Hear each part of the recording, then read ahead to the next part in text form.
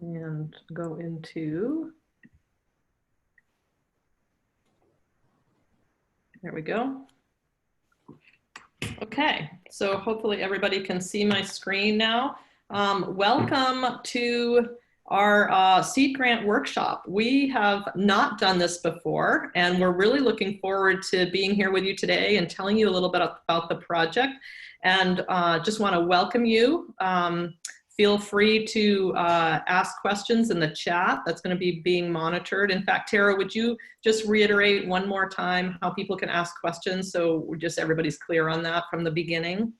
Sure. So everybody, you have two different options. You can put them right into the chat to the panelists or to everybody, or you can use the Q&A option. We'll be monitoring both, and we're going to do questions at the end of each session, and then we also have time for questions at the end of the workshop. So we'll hopefully get to everybody's. Great, thanks. So let me just introduce myself. My name is Pips Beasy. I'm the project director for Alaska EPSCoR. I've been with the project for a little over 10 years. We have members from our leadership and management team here to talk a little bit about the project and answer questions that you might have. So for our agenda for today, we're going to talk about several things. I'm going to give a little bit of an overview of the project just to kind of provide some context for the overall project. And then we're going to hear from our research leads. We have two research elements that you probably know about. One is the boreal fires component, and one is the coastal margins component. So we're going to hear from the leads on both of those research areas. And then we're going to talk a little bit about seed grant specifics. And the reason we're doing this is because we've offered seed grants for a long time, and we've gotten lots of questions over the past years, and we've kind of compiled those. And thinking that, thought that maybe offering a workshop could help some of you who are applying for seed grants just have a little bit better idea of the method and the process behind our thinking about why we're doing the seed grants. So our project is called Fire and Ice, Navigating Variability in Boreal Wildfire Regimes and Subarctic Coastal Systems. So that kind of gets at the heart of these two areas that we're studying right now. Oh, let's see. There we go. So I'm just going to give you a little bit of kind of just broad overview of our mission and why we're doing the things that we're doing as some of the motivations for the project. So the mission of Fire and Ice is to advance scientific knowledge and generate data and tools for resource managers and communities. It's really important that the work that we're doing, which is very state focused, this is the only project that NSF supports that is really driven by the state science and technology plan from states around the country. So we are very tightly tied to our state science and technology plan, and we're really interested in making a difference in the state in areas that are critical to have a wonderful state to live in and be a wonderful place to live. So as this probably is not a surprise, but fires play a big role and are changing hugely the landscape in Alaska right now. So and then coastal margins are also the changing as the glaciers melt and climate warms. So there are these huge changes taking place in Alaska, and we're looking to study both of these areas. So we are looking at short-term ecological change in these two ecosystems, and we're really kind of trying to provide these integrated biophysical data sets for these two different areas, and we're going to talk a little bit more about that. We also have a broader impacts piece to the project, which is looking to work with local stakeholders in these communities of both the boreal and the coastal areas and develop products that are helping to inform resource managers and the decisions that they're making. So the connection to our local communities is critically important to the project. So some of the motivations when we put together the project, which was several years ago now, we are coming to the end of our second year of a 5-year project. And so when we put the project together, we were looking at boreal fire regimes and the ramifications for really a majority of the state's residents. If you look at a map of the boreal forest, that covers a huge section of the state of Alaska. And in Fairbanks and Anchorage particularly, we've been impacted by those fires immensely in the last few years. We've also been looking at the changes to the Gulf of Alaska and nearshore ecosystems, where that along the coastal regions is changing as glaciers melt and produce more fresh water into that system. Those changes have ramifications for a huge fishery industry in Alaska. We are also a very poorly mapped state because we are so big and we're Alaska. So we're trying to add data points that are important to some of these critical regions that you'll be hearing about. And then just to get to kind of some of the project goals, as far as in terms of the boreal fires piece of the project, there's several goals that we are looking at advancing. One is employing subseasonal to seasonal climate data to improve the predictability of fire risk. A second is the hyperspectral sensing of active fires to quantify fire behavior. And the third is co-producing research with our stakeholders across the state to assess the interactions between fire and ecosystem services and fire and communities that are being impacted by fires. So you're going to hear a little bit more about this from the Boreal Fires team, but these are some of the goals that we really kind of set out at the beginning of the project. And we want you to be aware of these very specific goals. In terms of the coastal margins piece of the project, we're looking at coordinated cross-Gulf of Alaska study of these glacially influenced ecosystems right along the shoreline. We're looking to combine field work and experiments and models to trace the impacts of this hydrologic change on coastal ecological and human systems both, and also identifying factors contributing to science generation in first-generation college students. Some of the work that our diversity education and workforce development team is doing is really focused on first-generation college students and understanding how to support them better in this scientific endeavor. Oops. So one of the other goals, in addition to the specific scientific pieces of the project, is really building research capacity. And this is a research capacity building project for the National Science Foundation. They want to see the states developing their research projects and becoming more competitive as a result of this project. So really capitalizing on the expertise that you all bring to the University of Alaska across the state. We're a statewide program. We work in Juneau, Anchorage, Fairbanks, and many of our rural communities. We have co-PIs on the project at each of our institutions.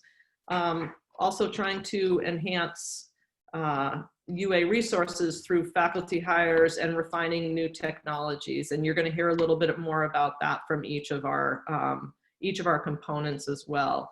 We have several new faculty hires and we're really happy to welcome them onto the project and look forward to a couple of more hires in the next couple of years. Improving the quality and quantity of Alaska's STEM students and S&T workforce is really important, and we're doing that in a number of different ways. And then co-producing knowledge with practitioners and communities is just a central element of how we think about the work that we're doing. And you'll be hearing more about the specifics of that as well.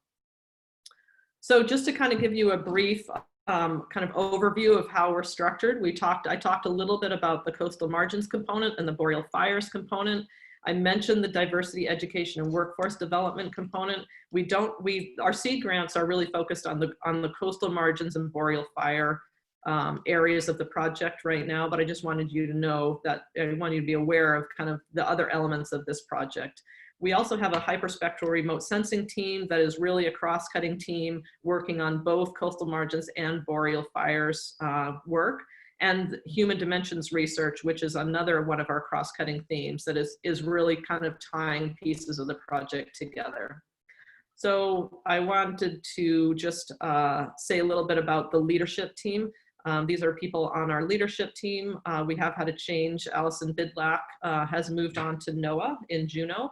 So she is no longer with us as a co-PI, but this is our leadership team, and we meet monthly to talk about the project and to keep things on track. But these are the research leads that many of whom you'll be hearing from today. But these are people that you could reach out to across the system to ask about the project and to get your questions answered if you have any. And then this is the management team, some of whom are here today. Tara and Shannon are going to be talking a little bit about the specific requirements for the seed grant and how to put together a good proposal. So with that, I think I'm hoping that provides a good overview of the project, how some of the pieces fit together. There's a lot more information on our website, so feel free to explore the website if you haven't. If you have questions, don't hesitate to reach out to any of us. Please feel free to call me or to email me if you have specific questions about the project or questions about the seed grants. So with that, I'm going to turn it over to Brenda Konar to talk about the coastal margins component of the project. And I just will do a quick introduction of Brenda, who has a lot of words after her name, but I'm just going to say that she is the Associate Dean for the College of Fish and Ocean Sciences. She's also the director of the Institute of Marine Science and the Coastal Marine Institute. So she does lots of things very well, and I will pass it to Brenda.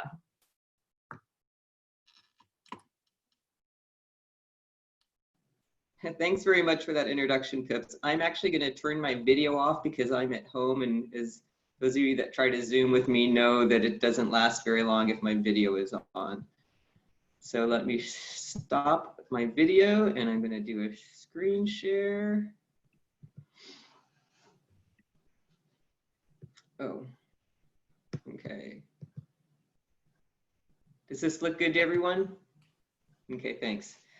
So what I'm going to do today is talk about the coastal margins part of the research that's being done by Fire and Ice. I'm one of the co-PIs of this part, and I'll introduce everybody else that's working on it towards the end of my presentation.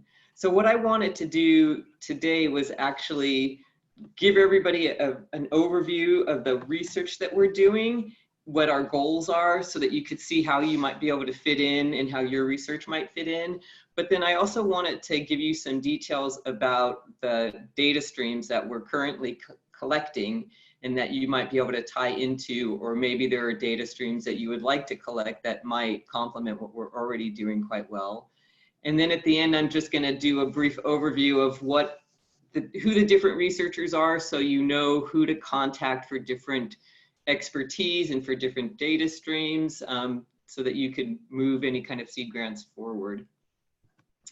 So our overarching goal in the coastal margins part is to quantify biological responses in watersheds and coastal waters to climate-induced changes in physical and chemical conditions, and also to understand the potential responses of the fishing communities to the resulting shifts in ecosystem services. So you can see this is actually quite broad, and it's that way for a reason. Now, within this overarching goal, we have three sort of sub-goals, and these are also fairly broad, and so hopefully lots of folks can see how their research might fit into one of these sub-goals. The first one I kind of think of as the stream and oceanography, sort of the environmental driver goal. And here what we want to do is characterize the hydrological and biogeochemical dynamics of rivers along a glacial to non-glacial watershed gradient, and then examine their linkages to the coastal oceanography. Now, our second goal is, I think of it as the biology. And what we want to do here is quantify biological responses of marine organisms to the physical and chemical conditions along that glacial gradient. And then the third goal is to understand the potential responses of coastal resource users to current changes and also anticipated future shifts in these marine resources. So we have two regions that we're primarily working out of. These are our regions of focus, and you can see on the right side of your screen, there's the little red square, and that is the Lynn Canal study region. That is by Juneau, obviously, along the road system. And then our other study region is over here in Lower Cook Inlet in the northern Gulf of Alaska, and this is Ketchimek Bay. And so we also have various sites in Ketchimek. Now within Lynn Canal, we have 5 watersheds that we're examining. The first one is Mendenhall. You can see here down at the bottom. This is our most highly glaciated watershed, and this is basically calculated by the area of the watershed that has glacial coverage in it. Now, Mendenhall is also our biggest watershed. Our next watershed is a combination of Herbert and Eagle, and that's because they kind of come together where the river discharges into the marine realm. And this is 49% with a little bit smaller of a watershed. Then next we have Lemon Creek, which is down in this part. It's 29%. And then Cowie Creek is up further north with 13%. And then the smallest watershed with the least amount of glaciation is down towards the south, and that one is Sheep Creek. Now the other study region is Ketchimek Bay, and we can see here our most highly glaciated watershed is the Gruink, which is up here. It's about the same amount of coverage as the Mendenhall, but the watershed area is quite a bit smaller. And in fact, in Ketchimek Bay, the largest watershed area, which is the largest of the 2 regions, is the Wasnitzky. We call it the Was, which is sort of here in the middle.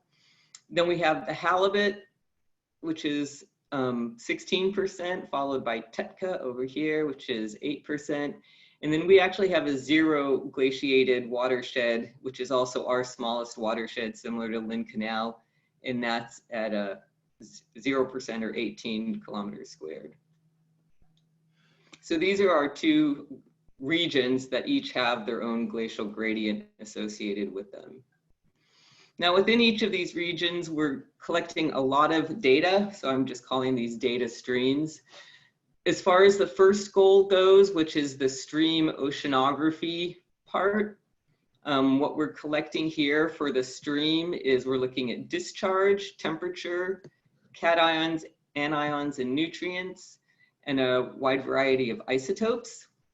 Within the marine realm, we have out little hobo type loggers in each of the watersheds that's collecting temperature, salinity, dissolved oxygen, and also irradiance, and that's PAR. And then along each gradient, but not necessarily in each watershed, we're also looking at pH with either CFOXs or CFETs. And then we also, not listed here, we do take some point in time measurements like turbidity, but these ones that I have listed are the more continuous data that we're collecting. And as Pips mentioned earlier, we do have a hyperspectral component to this, and we've done a couple flyovers now, and they're processing the data. And we also have some drifter information, so that's basically looking at currents. And so, yeah, those are pretty interesting too. So our second goal, which is what I think of as the biology, we've got actually 2 different objectives. The first one here is we're assessing how nearshore biological community composition and production vary along that glacial gradient. And so for these data streams, we're looking at community structure, and we're looking at phytoplankton, zooplankton, high rocky intertidal, and also coastal fish. We do have a little bit of data on some subtidal communities that if anybody's interested in, I can chat with you about, but these are our 4 main areas that we're looking at. And then we're also looking at intertidal recruitment and succession, and we're doing that with basic plates and toughies. Now, our second objective for this goal is to assess how nutritional condition and physiology of these organisms are responding to this glacial gradient, or the changes that are occurring in the environment in this glacial gradient. So our various data streams here are fish diet, and this is being done by a combination of gut and also stable isotopes. We're looking at pretty much all the salmonids that occur in this region, a number of the gattids, a number of the sculpins and flatfish, and then our little pet crescent gunnel. We're also looking at carbon sourcing and doing some food web analysis. We've got what we call OCs experiments that we're doing, and you can see the picture of the setup here on the right. What this is an ocean change experimental system. So you can go in, put your favorite critters in there and change the pH and the temperature, whatever environmental parameters you want, and look at their physiological responses or behavioral responses. And so far we've had 2 students that have worked with this system. The first one has looked at physiology of Catharina tunicata, a little black chitin that is harvested. And then another student who I think just finished up last week was looking at Tectura, a little limpet, and its behavioral responses to the Evisterius sea star predator. So along with this, we're also looking at size frequency analyses, and currently we've got folks that are looking at mussels and fucus or the rockweed, and also we take size measurements on all the fish that we collect. Now our third objective here, which is the human dimensions part of how I think of it, and that's to characterize how resource users perceive and respond to changes in local abundance and distribution of harvested species. And we're also going to assess the ability of fishing communities to adapt to climate change and other co-occurring pressures. And this part of the project is just getting started, and we're really excited to see it starting to ramp up. So I just wanted to share the different people that you might want to get in touch with as far as all the different data streams that we have. I've introduced myself there. I'm also the intertidal person, so if you've got any interest in rocky intertidal systems, seaweeds, or invertebrates, come chat with me. Leanne Monk, who is the other co-lead right now from UAA, she's actually in the field right now at Ketchimek Bay working on some sensors there.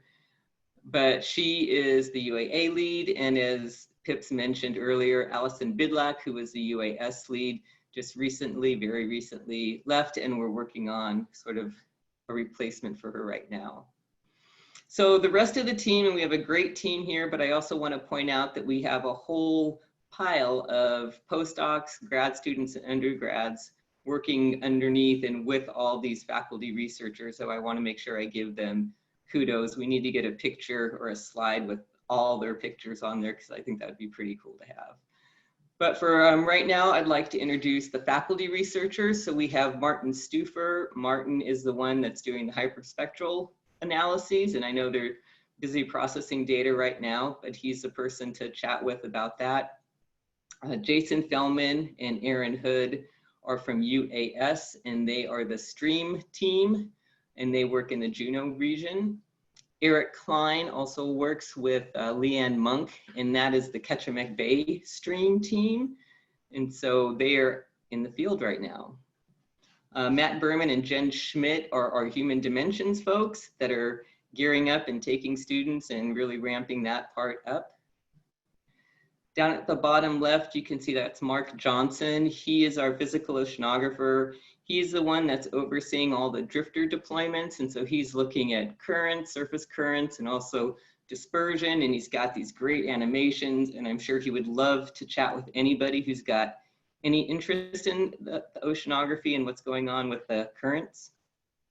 Gwen Hennon is our new EBSCOR hire, and she is our phytoplankton person. She's a biological oceanographer, and she is just ramping up her research, and we're excited to see what she's going to come up with after this summer. Alexei Pinchuk is the zooplankton person. He is from UAF, but he's actually in Juneau. He works a lot with Franz Muter. Franz is our fisheries oceanographer. He is also UAF, but in Juneau, and works a lot with Anne Boudreau, who was one of our co-leads. But she is going to be leaving UA soon, but she wants to, or will remain active working with the fish.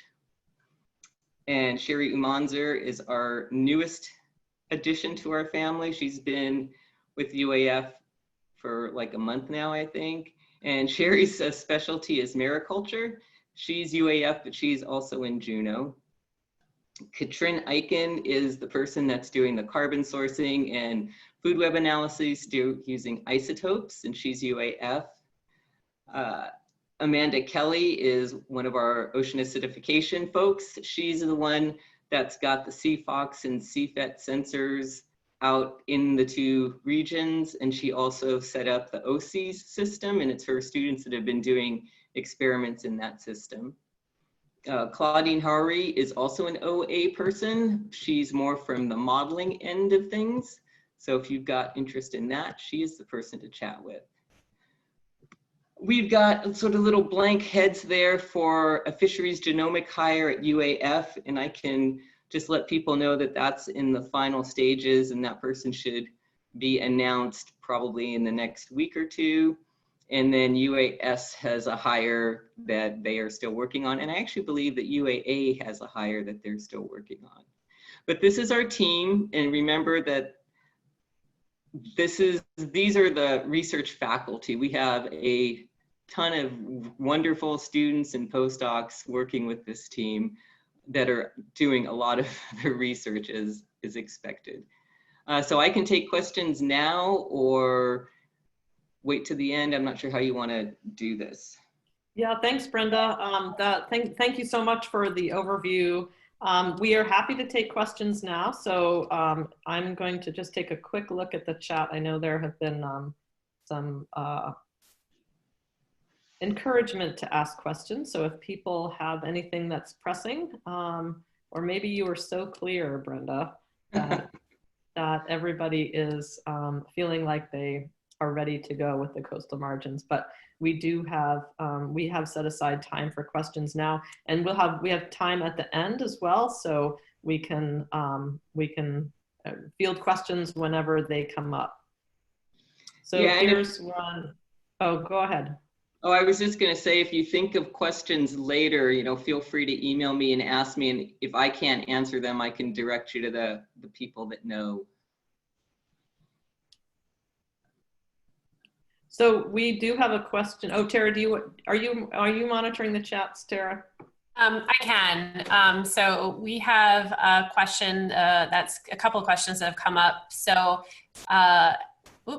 now I've got more coming, so I can't see it. First one: how do you think tidewater glaciers fit into the coastal margins? They fit in, and there are tidewater glaciers in Juneau in the Lynn Canal region. We don't have any in Ketchimek Bay, but that doesn't mean that if your research is about tidewater glaciers that you shouldn't propose them. And I would suggest chatting with Aaron and Jason a little bit more about what they've been doing with that. I believe that Mendenhall is a tidewater glacier. So it does definitely fit in, but you'd be working in the Lynn Canal region and not in the Ketchimek Bay region. All right, so the next question is: the Fire and Ice Research Program targeted for only science research? I am a faculty from the engineering department. It seems previous seed grants holders were from all science departments. Right, that's a great question, and I can answer that. Our project is really focused around these two thematic areas of the around coastal margins and the boreal fires. And so the seed grants that we expect to see should be closely aligned with the research that's taking place in EPSCoR already. So if you can find a way to fit your interests and your research into one of our thematic areas, that's one of the criteria that we look at. We also look at, the feasibility of the project. Is what you're proposing feasible in about a year's worth of time? The alignment with the project is critically important because really the seed grants are to expand what we're doing right now. So when we wrote the project several years ago, we couldn't anticipate all the different things that we wanted to learn about, and we've learned things along the way. So this is a way of expanding the project to capture some new ideas that you all are going to bring to us. So the tighter that your project is aligned with the current Fire and Ice project, the better that will be. So those are the kind of things that we're looking at, and that criteria is on our website as well. And that's a really good place to go to look at how we are going to review the proposals. All right, and so this kind of just follows up with some of what you were saying, Pips. Should seed grants fit into one of the main research areas? Yes, that's a great question and something to really focus on.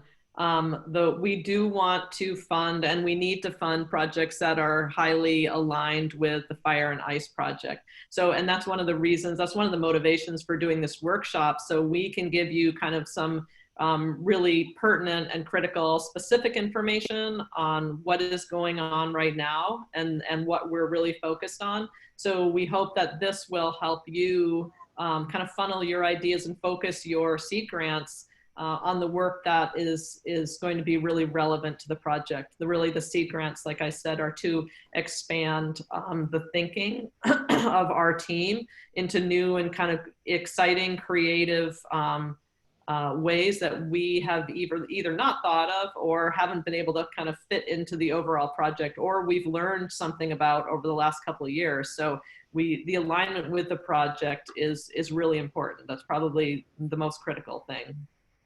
And so that question was from Brandon, and he clarified, should they fit into one of the main research areas as far as location? I see. And you know, I might turn to Brenda to give her thoughts on that.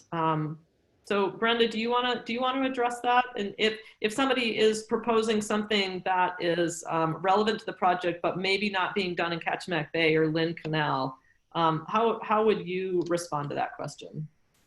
I would say that if you could tie it in with our glacial gradient, I mean, there's glaciers in other parts of the coast for sure. Like if you were doing something in Kenai and you had work or you had samples from different glacial coverage that you could compare with the data that we've got, something like that, I would think that would fit in well too. Doesn't necessarily have to be the same region or collecting the same data, but it's got to complement and really, yeah, complement the work that's currently being done. I hope that's clear. Okay. So I think Shannon has a question in the Q&A. So there was a question about, as far as the budget goes, are there any restrictions aside from the cap? Tara and I are going to be going into the budget discussion a little bit later in the presentation. So if you had a specific thing in mind as far as what you might consider a restriction, let me know and I can answer that then. But the period of performance is going to be January 1st, 2021 through September 30th, 2021. But again, we're going to have a separate budget section. We'll be talking about those items. All right, and I'll go back to some of the questions in chat. How do you think tidewater glaciers and the habitat might fit into coastal margins? I think, did we answer that one? I think Brenda took that one. All right, if that's been answered, I will go to the next one. If we have a component for college students in the grant focus, say coastal research area, would that give the proposal a higher rating? So grad student funding is certainly something that could be included in a seed grant. I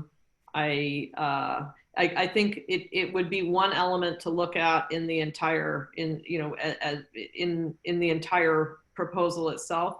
I don't know that that would necessarily give it a higher rating, but it's certainly one of the things that could be proposed for being funded. And Brenda, I would maybe offer you a chance to answer that as well in terms of the Coastal Margins team. Well, obviously we love students and we love to see students get involved. So, but I wouldn't say that just because you have a student on there, it's going to bump you up. It's more about the science, I think, that you're doing and how well it complements and works with what we're doing already. With that said, I don't know if this is okay, but I'd like to just put in a plug for the URSA program. For those of you that are from UAF, they just put out a call to fund undergrad students, and they've got a call for the different semesters, including the summer, so that if you wanted to put in something for a seed grant through us, but we're hoping to get some student help with it through another program or through other funding, you might actually look at the URSA call that just came out. Yeah, that's a great point, Brenda. We have had a lot of success in kind of leveraging other opportunities and bringing kind of additional funding into seed grants to do more than what we could do with just the seed grants. So that's something to keep in mind. And I think UAA and UAS have similar programs, so it would be interesting to kind of look around to see what else is there that could be brought in to bolster the seed grant. But again, that's not a requirement, but people have been successful at bringing a number of different funding elements together to do everything they want to do.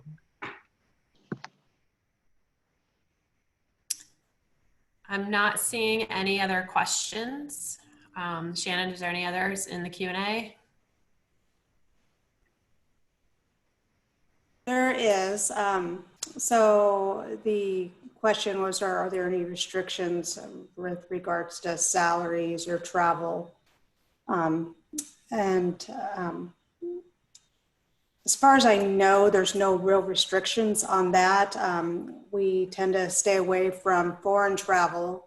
So that's not something generally that will be approved without, because we'd have to go back to our funding agency for approval on something like that. And salary should follow the guidelines that are based on your salary rate and banner. But we'll get more into that later on in the presentation. And that seems to be all the questions for now. Oh, as soon as I spoke up. Do I need to link the biology of the coastal margins to changes in habitat due to warming temperature and tidewater glaciers, or can I strictly look at the habitat component?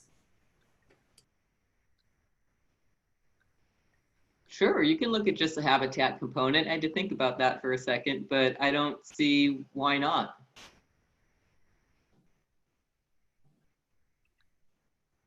And if you, I maybe just add also, if you have questions about that, feel free to reach out to faculty members. If you want to explore ideas, that's perfectly valid. Okay, should we move on, Tara? I think so, and I'll just stress again that, you know, if anybody thinks of anything throughout the course of the rest of this webinar, we will be doing more questions and answers at the end. So don't feel like you've missed your opportunity if you have a coastal margins question. Good point. Yes, want to encourage all the questions, as many questions as we can think of right now to help you be on your way. Okay, now I'd like to introduce the co-leads for the Boreal Fires team, Dr. Uma Bhatt, who is a professor of atmospheric sciences, and Todd Brinkman, who is an associate professor at the Institute of Arctic Biology. They're going to talk about the Boreal Fires work. All right, let me share my screen.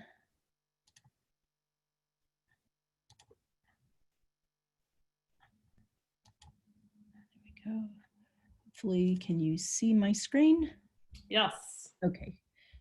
With the whole, it looks, I don't know why well, the presentation's funny, but that's okay. All right, so I'm going to talk first about the more physical, the meteorology and the remote sensing component, and then Todd will talk about the human dimension and the socioeconomic component of our project. There's a large team of people involved in this work, and we have students, Anushri Badolo, Cecilia Boris-Striegel, Jonathan Christ, and Chris Smith. We have remote sensing experts, Santosh Panda, postdoc Christine Weigel, who's our EPSCoR postdoc, and then we have fire managers and folks from the fire management community, as well as folks from the Alaska Fire Science Consortium that are part of the project. And the goal of what I'm going to show you is for you to understand the goals of our project and hopefully find places where the things you're interested in fit into what we're doing. So our 4 goals are shown on this slide. The first goal is to produce a seasonal outlook that merges the weather data, lightning data, and a fuel map. And I'll talk a bit more about that. The second goal is to characterize active fires and fire spread. And this second goal, I'm not going to talk that much about because we're just starting to work on this and we're planning it out. So we haven't gotten very far along this line of inquiry. The third goal is the science-based options for improving wildfire management and resilience of communities, and Todd's going to tell you about that. And the fourth goal, as part of all EPSCoR projects, is to build capacity at the university as well as in the state for doing these activities, because these are very much things that our state needs. So this is our infographic that describes our overall project, and infographics are a really good process for visualizing what you're doing. So we have airborne remote sensing, the hyperspectral that you've heard a little bit about, and I'll talk a little bit more about that. And there's the pre-fire issues, there's the wildfire behavior, what's happening when there's a fire, and then there's the post-fire impacts. And you can think of these things along 3 time scales. And in fire management jargon, you can think of it as preparedness, which is the really short time scale, what's happening within a year. The response, which is the active fire behavior. And that's the piece I'm not going to talk about. That's our second goal. We're just starting to work on that. And then the recovery, which includes the long-term, changes in the ecosystem after fires and how we deal with it from the policy point of view, from the economics point of view, and from the societal resilience. And Todd will talk about that. This is our team, and our students are not on this plot. I'm a co-lead of this with Todd, and the climate variability folks are myself and Peter Bieniek. Todd and Krista Haringa represent ecology and ecosystem services. Our economists and ecosystem service folks are Matt Berman, Jen Schmidt, and Joe Little, and we have a UAA terrestrial faculty hire that's ongoing. We have fire management expertise, Teresa Hollingsworth from the LTER, Zeke Zeal, Randy Jant, and Allison York. And we have remote sensing and fuel mapping experts, so Martin Stufer, who flies the hyperspectral instrument, Chris Weigel, whose expertise is processing that data and creating products from it, and Santosh Panda, also working with the hyperspectral data and fuel mapping. And we're in the process of a UAF remote sensing hire, which hopefully will be announced shortly. So the first piece that one of the key pieces that we're working on is to create a new fuel map. And this was driven by the fire management community, who are working with this fuel map that's shown up here that was developed as part of something that was a whole US wide project. And as most of you know, when things are done in Alaska based on CONUS algorithms, it doesn't always work.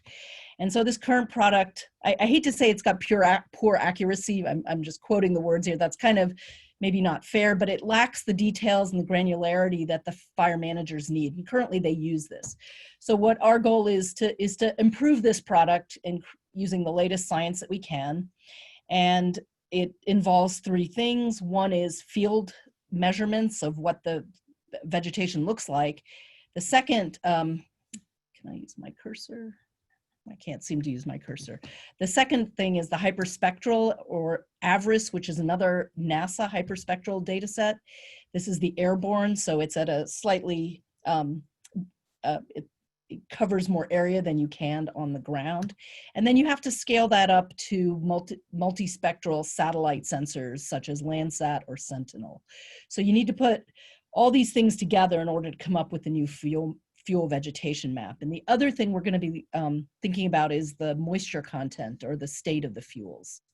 And we're looking at live versus dead biomass in these fuels. So this is creating the fuel map, work that's led by Santosh Panda and Chris Weigel and Anushri Badalo and Chris Smith are key folks working on this.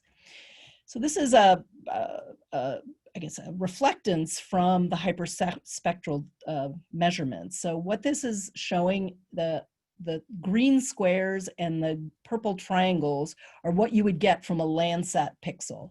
So you can see that the Landsat pixel only can only measure things at certain at certain frequencies. So you get those, whatever, 7 dots. But the hyperspectral instrument, it measures reflectance, or what it sees coming up from the Earth, at a variety of different wavelengths. So it's able to get a whole spectrum. And that's what's useful. So this plot is showing us the difference in the signal between quaking aspen and black spruce. So the black spruce is the black line in the quaking aspen. And having that extra information from the hyperspectral, you're actually able to distinguish the plants better. So that's why it's, you know, the state-of-the-art instrument to use for doing this. This is work from the master's thesis of Chris Smith, and the first plot on the left shows what a vegetation class from the Bonanza Creek LTER classification looks like if you use the Landsat data at 30 meters.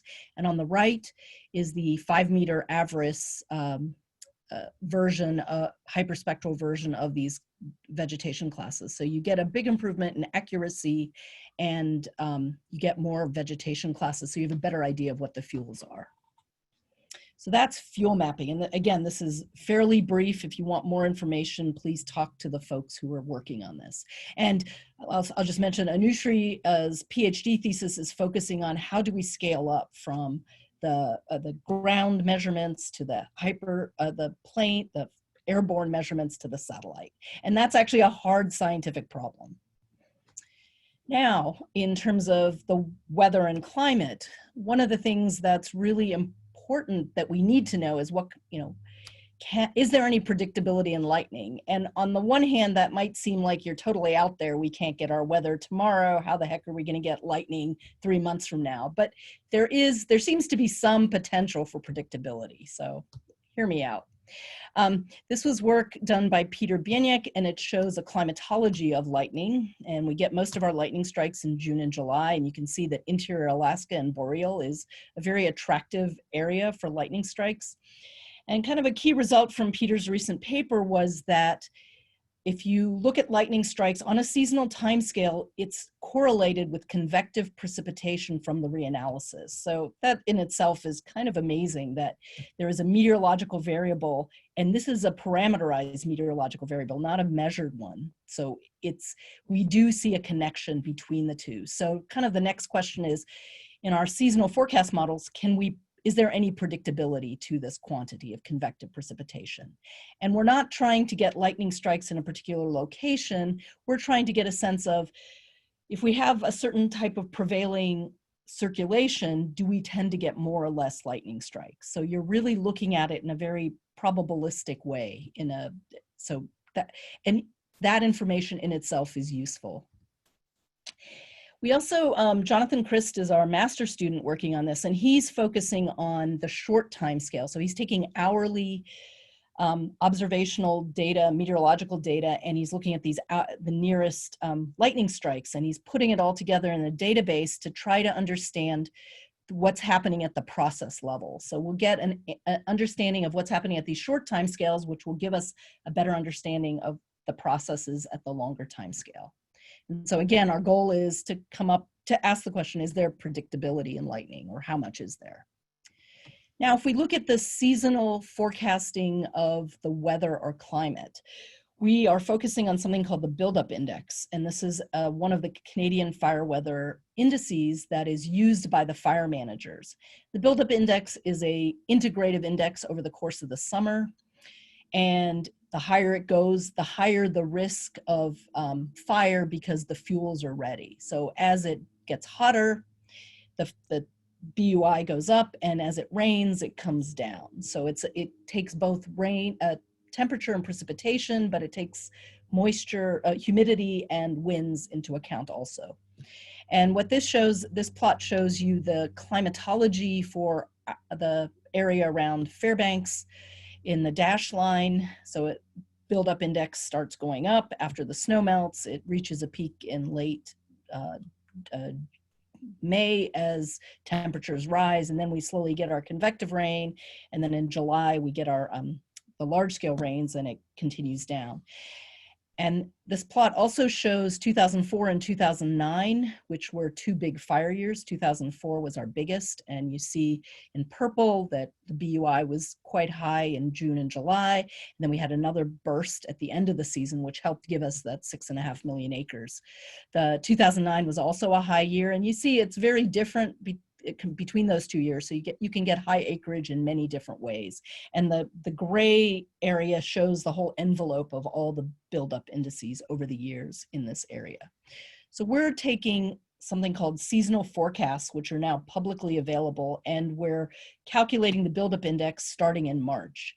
We start in March because at the end of March, the fire managers want to know what's happening, what could happen in the summer to decide how they're going to allocate resources.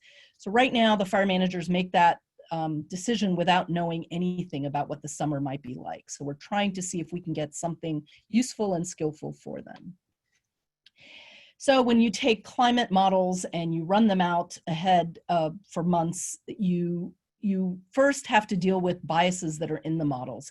And the way we've dealt with this is we've taken the anomalies from the models, and we are using those anomalies on top of observed climatologies. So that variability in the right-hand side plot is coming from the models. So we're using that to calculate our forecasts of buildup index.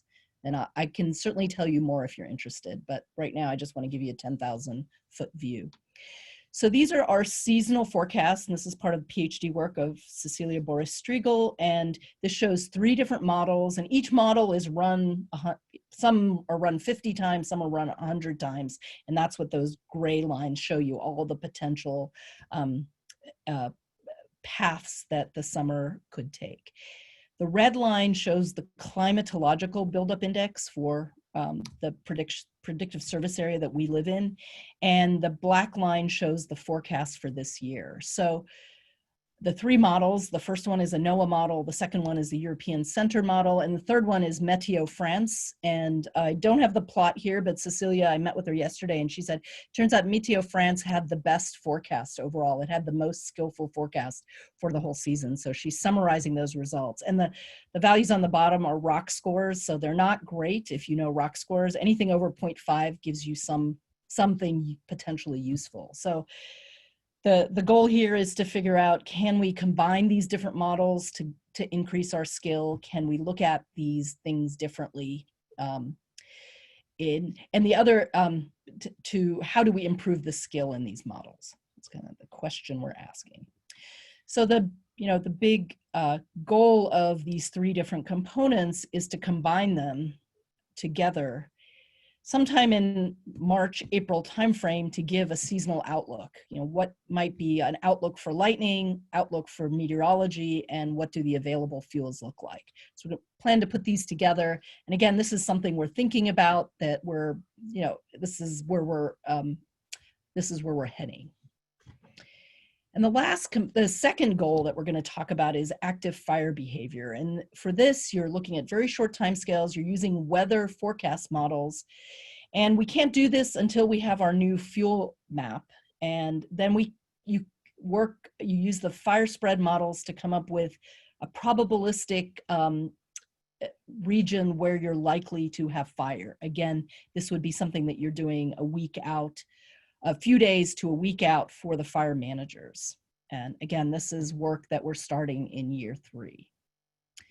So the kind of questions we're asking are, is there predictability for lightning and at what timescales? What's the predictability for Alaska fire weather conditions? And we're in the process of hiring a postdoc who's going to focus on these questions. What is the current status of wildfire fuel in the boreal domain of Alaska? What fraction of mixed forest and shrubland have high flammable fuel like black spruce and grass? That's very helpful for fire managers to know. What is the fuel moisture status and how does it vary during the fire season? What are the key variables that drive the predictability of fire behavior? To what degree can fuel characterization, ignition, detection, and weather forecasts deliver better fire growth prediction? Again, these are the shorter timescales. And what environmental and landscape factors drive fire temperature, spread, velocity, and burn severity? Again, those last three questions are the shorter timescale. So I think that covers what I would like to talk about, and I'll hand it over to Todd. If I can figure out how to stop sharing there. Tara, are you driving? I can, if that's how you prefer it. No Sure. problem. Okay.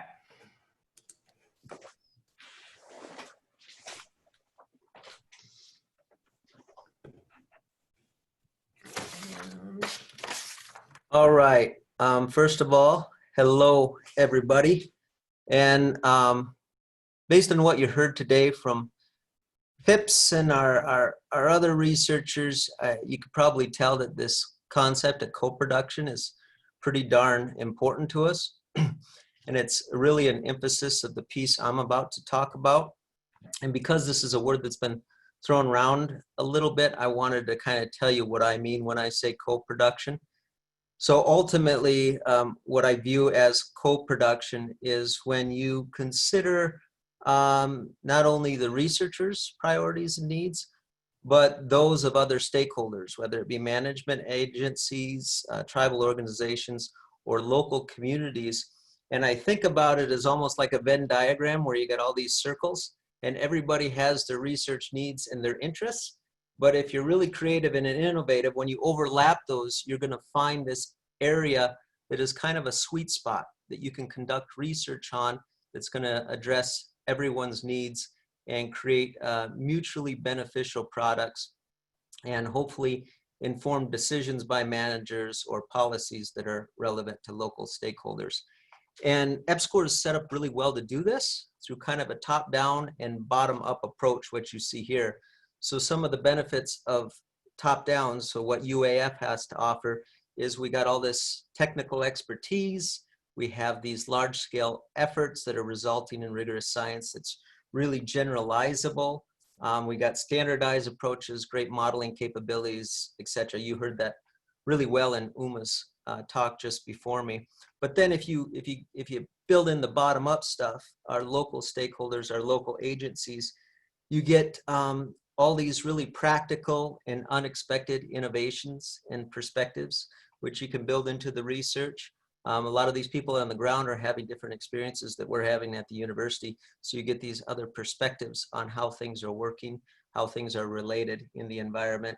Also, sometimes the larger bureaucracies aren't quite as nimble as maybe smaller communities. So things can really move fast on the ground at the local level. So you got that nimbleness. But in the research I'm about to talk about, what we're really trying to do is take what UAF has to offer, take what management agencies and these local communities have to offer, build synergy, and create some really cool, innovative, and useful science. Next slide. So from the very get-go on this research, we set out to do good science, but also address locally relevant research priorities. So for the Boreal group, and for you that are submitting seed grant proposals, you can work with any stakeholder groups that you want, of course, in this system. But we partnered very closely with the Tanana Chiefs Conference. For those of you that aren't familiar, it's a tribal organization that's looking out for the interests of about 40 communities in interior Alaska, and the map on the left shows the locations of those. And then we're also working with our local wildlife agency, Alaska Department of Fish and Game. And through discussions with these folks during the first year, we identified that Tanana Chiefs were really interested in the immediate effects of wildfire on the regeneration of wildfire fuel breaks that were put in around some of their communities. And they're also interested in the effects of wildfire on salmon. And ADF&G expressed interest in getting a better understanding of the immediate effects on moose hunting, and I'll get into that more in just a moment. So next slide, please.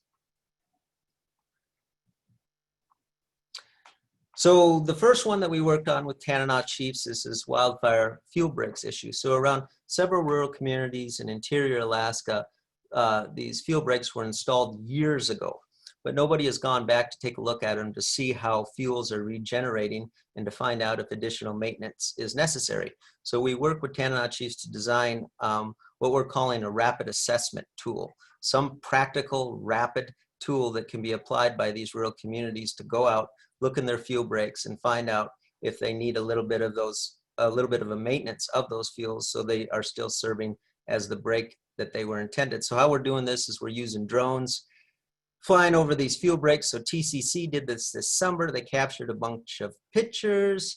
Our remote sensing expertise on our team, Santosh in particular, mosaicked all those photos together. And then we used an image classification tool to actually quantify fuels in these areas.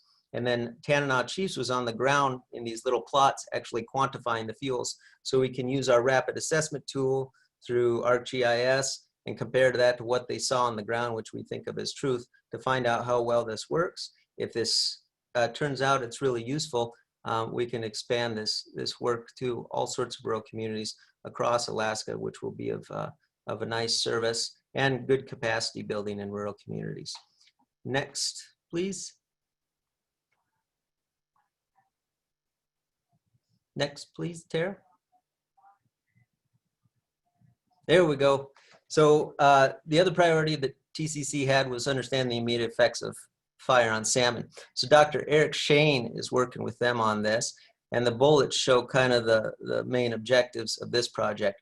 Right now, they're working on the Chena River, and they're kind of viewing this as a pilot program. And if it works really well, the idea is after we get through this COVID-19 situation, we're going to expand this out to rural areas and let rural communities kind of pick important salmon habitat areas that they'd like us to explore.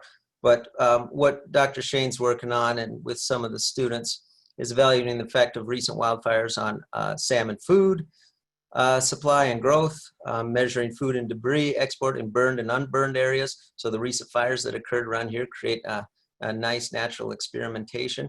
And then again, similar to our wildfire fuel breaks, we're seeing if drones can be used as a quick way to assess salmon habitat quality. Next slide.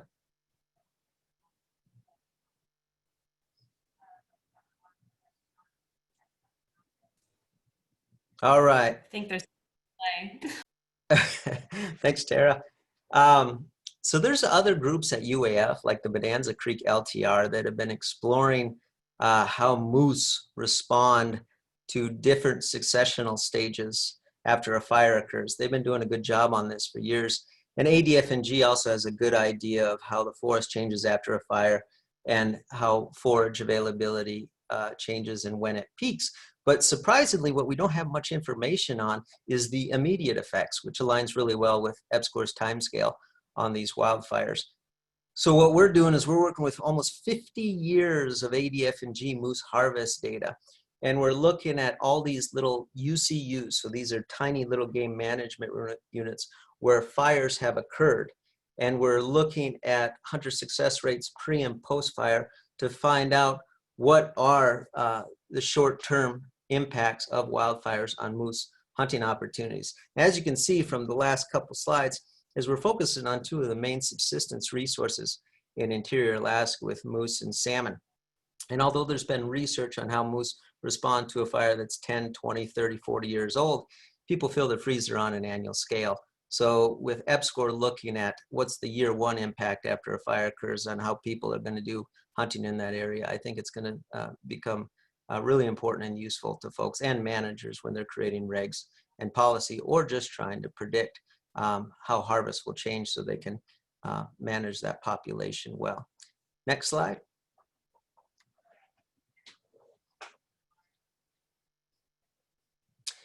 And I'm not going to do this component justice, but Jen Schmidt, Matt Berman, Joe Little, and others down at UAA are doing a really good job of cataloging fuel breaks across the state right now and kind of evaluating the impacts of these fuel breaks on ecosystem services. So a lot of times you put in a fuel break with the idea to protect property or life or whatever else, but there's all these externalities that haven't been quantified, such as berry picking opportunities, or maybe it creates recreational opportunities. So Dr. Schmidt is doing a good job of doing that statewide. They're also launching some homeowner surveys that are exploring local perspectives on fuel breaks and also of recent wildfires. So just last night, I reviewed one of the surveys that they are conducting for the Shovel Creek fire. So it's going out to all the homeowners up in the Murphy Dome area that experienced the Shovel Creek. There we go. And anyways, it's going to be a really engaging survey that's going to get the local perspective on how people are prepared for this, how fires influence preparedness, and all the different attitudes that go along with not only a wildfire, but the fuel breaks that folks put in to protect people from wildfires. And then the last thing I'll discuss, even though there's other things we're doing, is Joe Little and Dr. Matt Berman are doing a really good job of calculating wildfire suppression costs. So they're modeling across the state how much money is being put into suppressing fire to give a better idea, to give feedback back to these agencies on how funds are being allocated. And I think that's all I got. Tara? Thanks, Todd. Let me go back and see. Shannon, have any questions come through? No, not yet. Do we have any questions for folks on the fire component? We'll give people a minute or two to write questions in.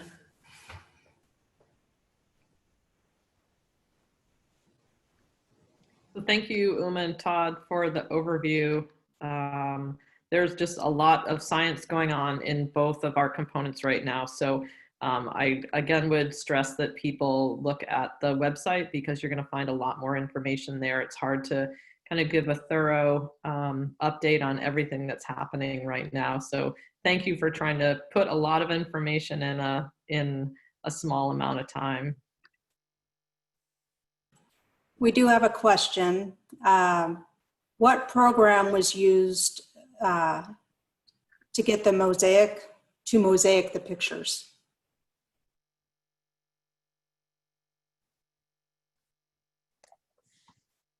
I might get the name wrong, but I think it was Pick 4D.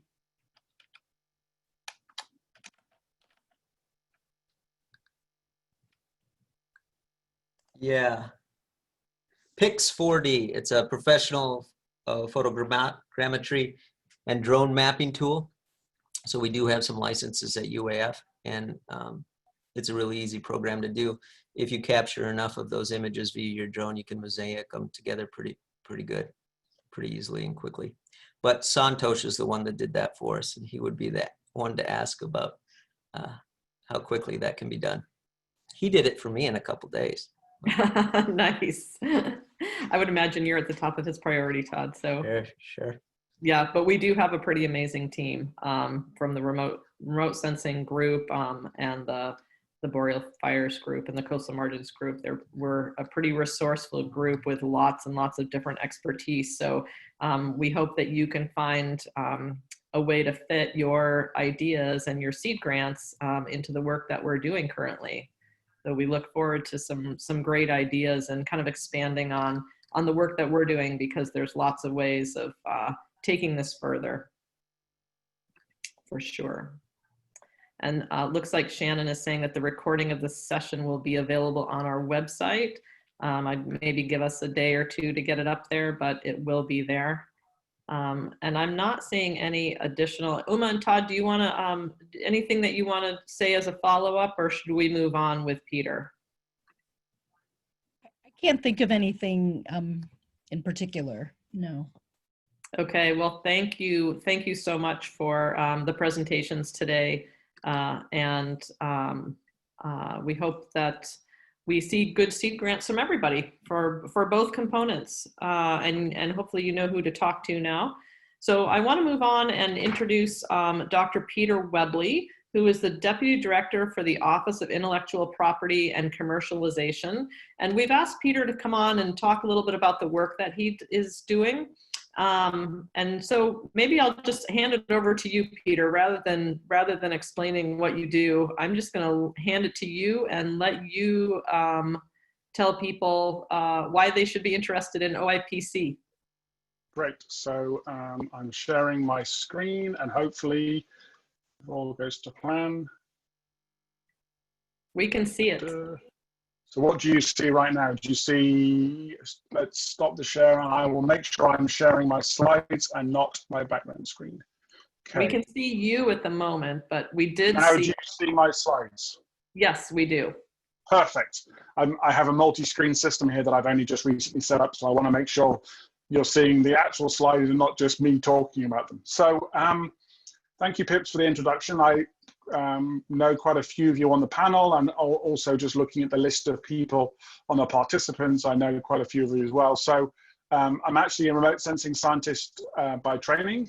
I've had previous seed grants from EPSCoR. I'm also part of the unmanned vehicle program here at the university, so I added in for Todd's benefit and to help the question, the other software, which is AgriSoft, which is the other photogrammetry software that you can use, and each has their pros and cons of it. But today I'm going to talk to you about what projects and programs going on within UAF that have a connection to UAS and also a connection statewide across the University of Alaska system, really to highlight ways that you can connect into them, but also the recognition that you could then gain from being involved in these programs. Because the term commercialization, a lot of people think of it as you're going to be making financial benefit from a piece of research. But really what you're looking at is innovation as a whole, both social innovation, cultural innovation, and technological, or which then could have some financial connection to it. And we're really looking at all of these aspects and what are the benefits, the social benefits, the cultural benefits, and community benefits from innovative research performed across the University of Alaska system. So today I'm going to go through programs, events, possible follow-on funding in addition to the seed funds, where this can all lead, and what the benefit is for a faculty member, a staff member, or for a student involved. And for those seed grants that are successful, also to the EPSCoR leads and the EPSCoR project teams of how you might connect into that. For some of the work, I even had an idea of contacting Todd for his rapid assessment tool that he's developing, because that's possibly an innovative and an invention disclosure, and I'll go through that. But really, what we're looking at here is the full innovation cycle. And we think of this when we're doing our research, where we have an idea maybe on the back of a piece of paper that we want to go out and connect with our research colleagues and build a project, and then we propose that project to do the research, and we're thinking innovatively. But innovation can also lead to something that then has a societal impact, not just something that may be some basic science, but is an applied science. And we see from the presentations earlier from Brenda and then Uma and Todd's presentations, the high societal benefit for the community on the work coming out of the EPSCoR Fire and Ice program. So innovation and societal benefits are at the crux of what EPSCoR is doing and what EPSCoR has done for many years. So really it's the licensing possibility of commercial benefit is just one aspect of all of this, but we are innovators as being in Alaska. We have an entrepreneurial mindset. We look to push the boundary of what can be done, and we look to benefit our community, our state, and those that live in the Circumpolar North. So really what I'm trying to get at here is that what I'm presenting isn't something that may be new, but may just be a different way of looking at it. So you can think of this in terms of, there's some technical terms, but it's design thinking, where you think of a problem, then you go out and find out if there's an interest for it. You then maybe have to ideate, or you maybe have to innovate, or you maybe have to pivot your idea, and you come back as a team. You then work on that, and then you go back out to find out if your solution to the challenge is actually going to produce something that's going to be useful for the end user, be it a community member, or be it, if you do go down the route of commercializing for a license, a business. So we, within the university and within the city, have run a couple of events and are continuing to run these where you could get connected, where you may be able to, in a fast-paced environment, take a defined topic and look to try and pitch and develop a solution within a few hours. And this can then lead to follow-on opportunities as part of an Innovation Corp team, where you can go to National Science Foundation, NASA, NIH, many different organizations, to get follow-on funding to really go and discover what are the needs of the end user.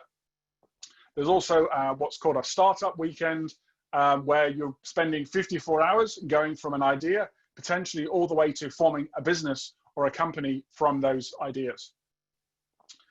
So at the university in Fairbanks, Office of Intellectual Property and Commercialization, which is a long-term, really just technology transfer, how we can get technologies developed out of the university, out into the community, out into business sectors, to produce and generate wealth for the local area. As inventors, you do get remunerated recognition for technologies that are licensed, and there is also award recognition, and for faculty members, you can include it in promotion and tenure opportunities. So there's different layers within the university system to actually get recognized for this. I mentioned the ideas. So this is a yearly recognition of the invention disclosures that are declared with the office, that have societal benefit, commercial opportunity, will provide a growth for Alaska and for the circumpolar north. And we have categories based on different levels within the university system. We also manage those pieces of innovative work from UAS that are disclosed. So we have different layers within the university system, and then we also have the top overall. Below, I have the examples from last year's. The overall disclosure was actually work done by Tom Marsick, who's based at ACEP, Alaska Center Energy and Power, that was developing a dual hood for heat recovery. And he's actually going for a US patent application for his research that he's developed there. The one in the middle, which is the student team, they were actually engineering students that worked on this as part of their senior design project. And they were working with an entrepreneur to develop an improved avalanche protection system called the Avi Pouch. And then far right is an engineer from the unmanned vehicle program, who's the staff winner, who's developing a universal mount for a large unmanned system that could be adaptable to any payload.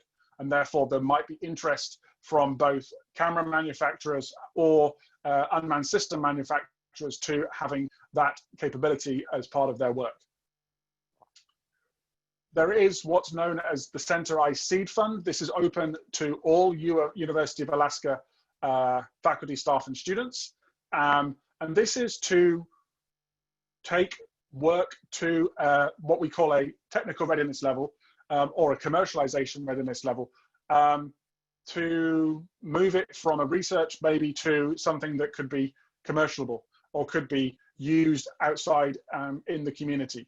And we did some opportunities for people based around at the start of the COVID pandemic and back in March and April. We had engineering people developing three-dimensionally printed face masks. We had a postdoctoral researcher in Juneau developing an improved model for vulnerable communities. Again, this is where maybe a seed project that's submitted to EPSCoR or something new that's developed inside the EPSCoR program throughout this current Fire and Ice project could be moved in and funded to grow the project, to allow it to be moved into a follow-on future larger grant. And this is continually open at all times. We also have a recent opportunity we've put out focusing around the United Nations Sustainable Development Goals. And the two that we selected this time climate action and we shortened it, but sustainable communities.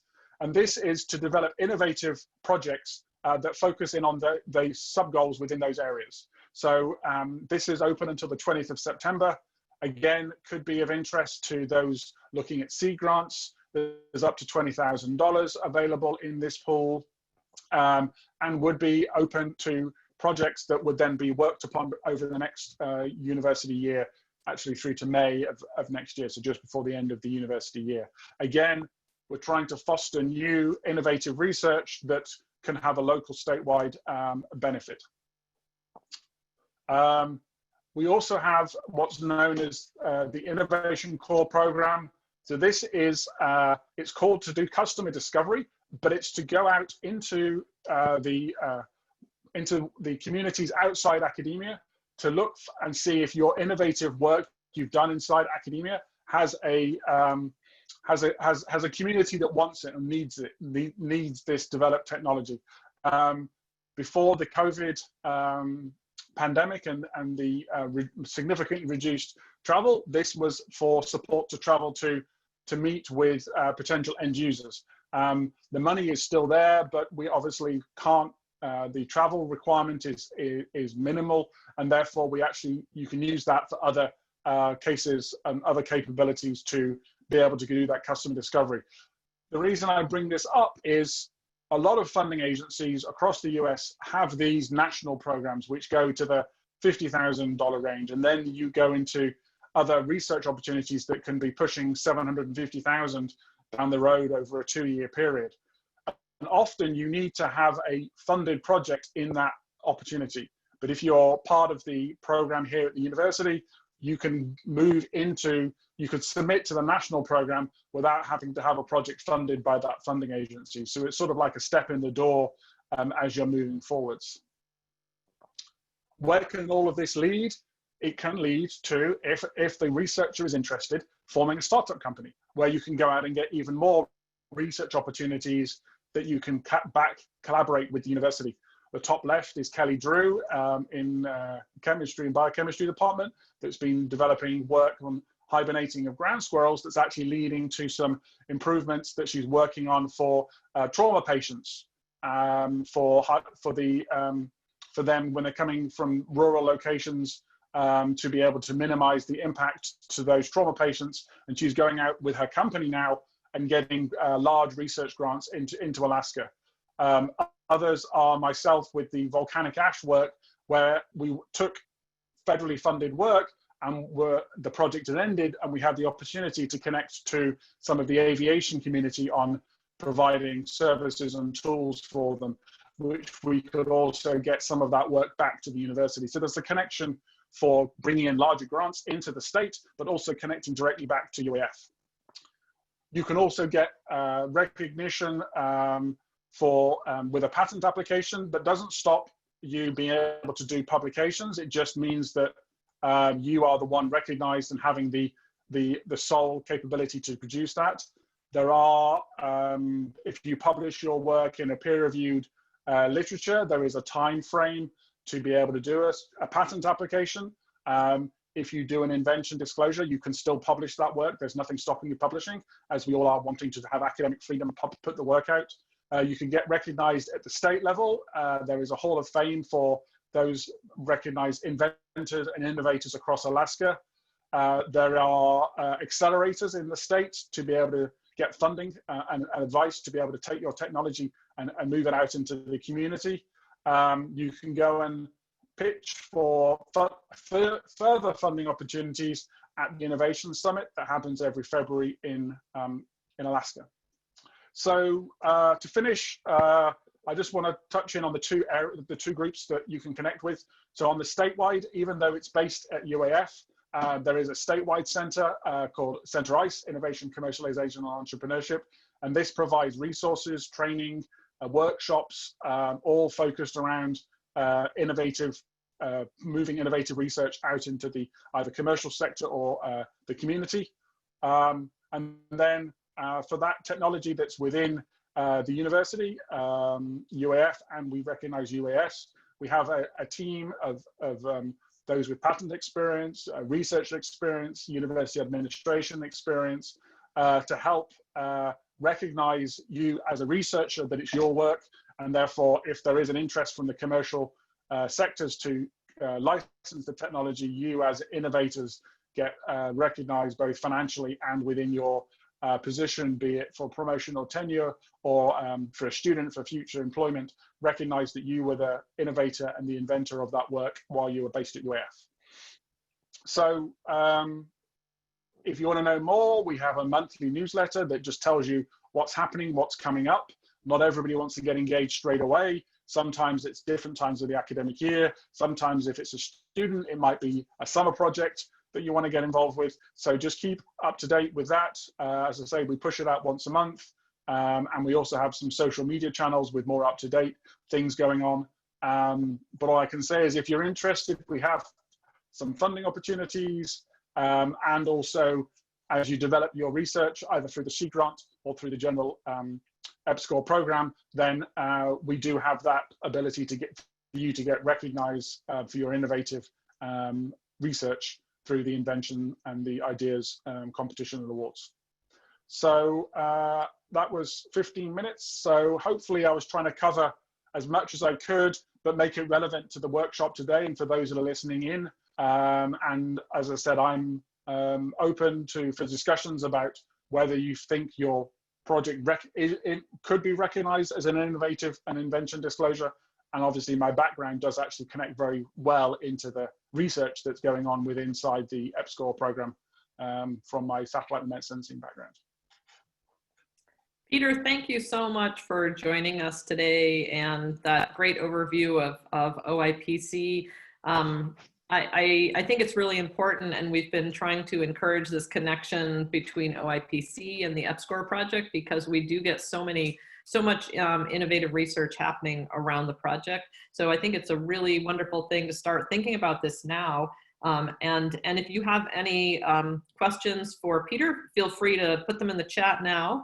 But also, I know that you will be open to people following up with you, Peter, for specific questions, because I think it's a shift in mindset sometimes, especially for the research world and the natural sciences and social sciences, to think about what an invention disclosure might look like. And so I really appreciated you coming to several of our events to just prime the pump and get people to think about how their research might fit into this kind of new way of thinking about what the future might be for their research. So exactly, and I something that came up today, actually, I was on another listening just before coming in with this, was there's a large group looking at how to include innovation and entrepreneurship in promotion and tenure packets.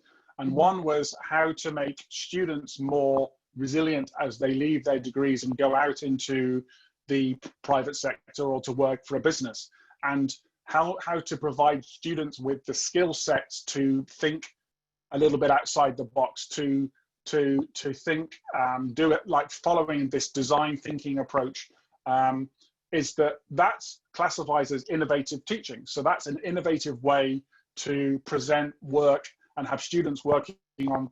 Obviously, the EPSCoR project is very heavily involved in real world needs and real world challenges, and so it's sort of preaching to the existing application side of the university that EPSCoR already is.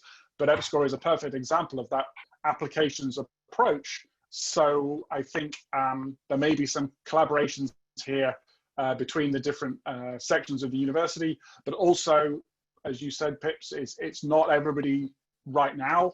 It could be contacting me because they got their seed grant and then they want to talk about it in December, actually it'd be more like in April, because it's, as Shannon points out, it's January to September. Could be in September next year.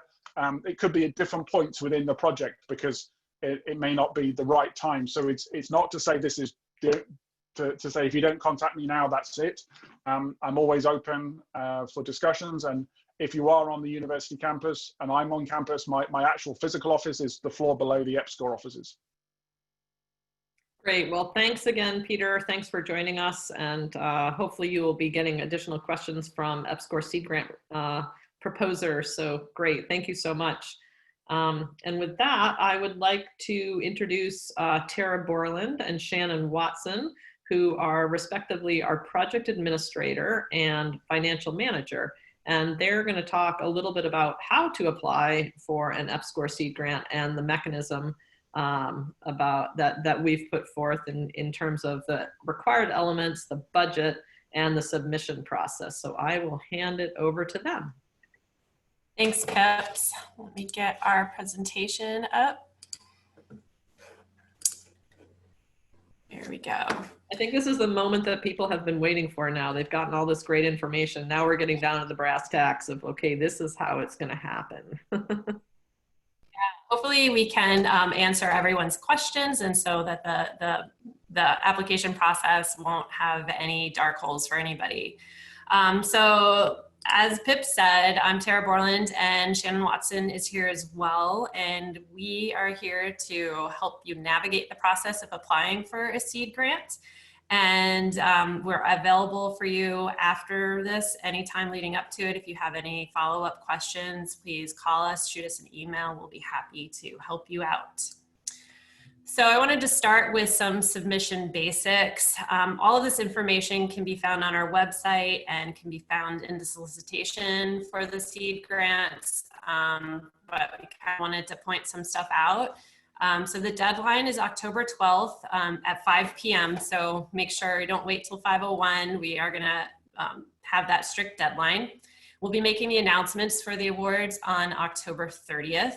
There is a link for the submission. It's done through a Google form, and later in the slides, I'll show you exactly where you can find that link, so you don't have to write down this long link that I have up here. A new thing for our process this year is that we are requiring that you go through your departments for review and a signature on your proposals. We just want to make sure that everybody's aware of that. And you should be following your departmental budget review process. Some departments can require up to 2 weeks or more lead time. So make sure you talk to your department and understand what that process is and how early you need to get your seed proposal into them so that they can review it in time. So yeah, late proposals will not be accepted. So make sure that you know what your department's requirements are.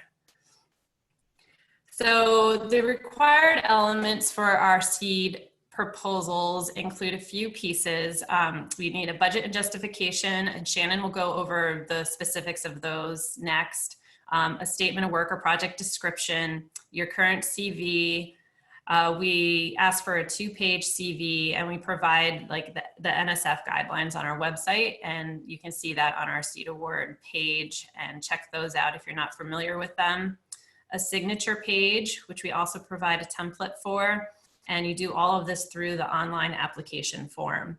One thing I wanted to point out is for students, there's an additional required element, and that's a letter of support from your faculty advisor. When you go to the application form, there's going to be a spot where you can upload all of these as a PDF, and we recommend the order for the PDFs to be your signature page, then your statement of work, then your budget justification, and then your CV, and if you're applying for a student award, then the faculty letter.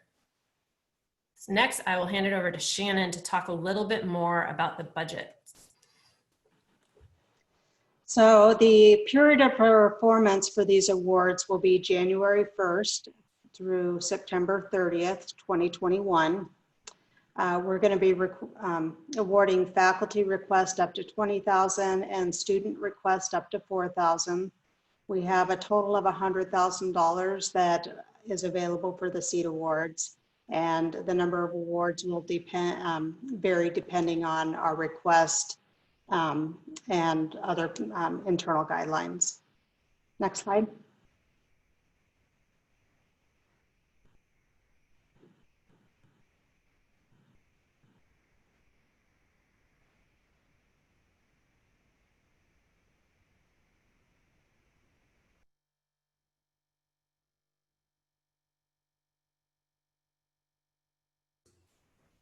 Has it come up? I have it here. Oh, there it is. So The salary rates, you need to use the current rates that are loaded in Banner. The only exception to that would be is if you had a letter from your department stating that your rate is going to change or something else to that effect. You can't inflate your rate on the budget. Just as a reminder, if you budget for conferences, most people budget and they put the travel in there, but they forget to put the registration cost in. That's something important to remember. Something that's changed in the last several years is that services is now broken into two sections. Services like lab analysis and shipping cost and software licenses are all in one section. However, if you're doing a short-term rental or a boat rental or something like that, those no longer accrue F&A, so they're on a separate section in the budget page. And also, if you're budgeting for lab analysis, don't forget to include costs for shipping your analysis to the lab. If you budget for equipment, equipment is considered something over $5,000. It has to have a useful life of more than 1 year. There's also a clause for equipment builds. So if you're spending, $200 here and there to build a larger piece that's eventually going to be over $5,000, that can be considered equipment as well. And if you have questions on that, feel free to reach out to me on that. The F&A rate for EPSCoR proposals, including our seat awards, is different from the current on-campus rate. On the EPSCoR website, we have links to our budget page, and in the drop-down menus for the F&A rates, it includes the correct rates for each campus because it's different for UAA, UAF, and UAS. So please be sure to use the correct F&A rate. Again, all our forms and documents are on the EPSCoR website. The justification provides the details on the numbers in your budget, but the scope of work / project description should explain how you're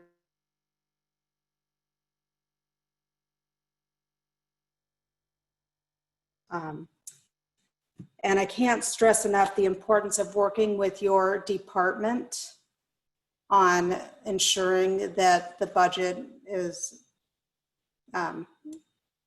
done through your department, through their guidelines. Each department has their own guidelines on what they want and need from researchers for submission.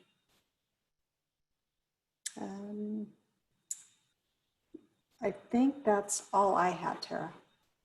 Thanks, Shannon. One thing that I wanted to also point out before I go to the next slide is that a department might require that your submission go through OGCA. If they do, we want to ensure that your department knows not to get the proposal entered into Banner. This has already been awarded, so we have these funds from NSF already, and if it gets entered into Banner, it can create kind of a nightmare. So that might be kind of, people might be like, what are you talking about? So if you talk to your department and they have questions, please have them contact Shannon or myself. And Tara, I did have a question. There is a template for the budget and the budget justification on our website. The budget justification is limited to 2 pages. The scope of work, there are limits for the faculty and the students, which are listed on our website. It has the specific guidelines for that. And the budget spreadsheet is usually 1 page when you print it out. So your actual proposal may be more than 2 pages overall once you include all the separate documents. But again, if you have specific questions on those, feel free to reach out to Tara or myself. Thanks, Shannon. So I wanted to go back to the signature page. This is something new that we have this year, and we are providing a template for everyone to use that can be found on our website. And this is what it looks like. You can see it just really has some basic information for your proposal on there, and we're looking for the PI signature, your department's fiscal officer's signature, and your department's dean or director's signature. And if you were to go to our website and you look down here, you can see there is a spot for the signature form. There's one for the student application and one for the faculty application. And I also wanted to show you what the online application form looks like. So this is our Google form. You would just navigate down through this, and you'll start off with a few basic questions, your name, email, things like that. And when you get to the bottom, there's a place where you can upload your actual proposal. And we, like I said earlier, we want that to be a single PDF of all of those pieces, the required pieces. And this too can be found on our website, pretty much in the same place. You can see by faculty or student, there's a place where you can click application, and that's going to lead you to the solicitation. And right on the solicitation form, you can click right here, online application form, and that will bring you right to that application page. Oh, there, I had circled it. So that brings us to the end of our presentation. And so we can field any questions, and we can also go to any other questions you might have for any of the other presentations today. So there was a question on the template for the 2-page proposal. They're wanting to know they're referring to a 2-page science proposal. Is there a template for that? If we're talking about the statement of work or your project description, we don't have a template, but for students, we just limit it to 2 pages. And if you're a faculty applying, we limit that to 3 pages. I think on the webpage, it says what elements should be included in that statement of work.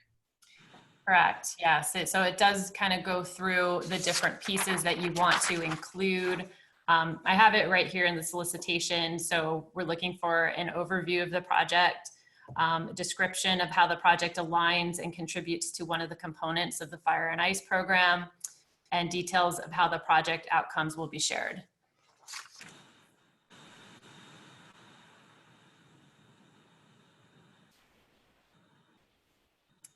Any other questions?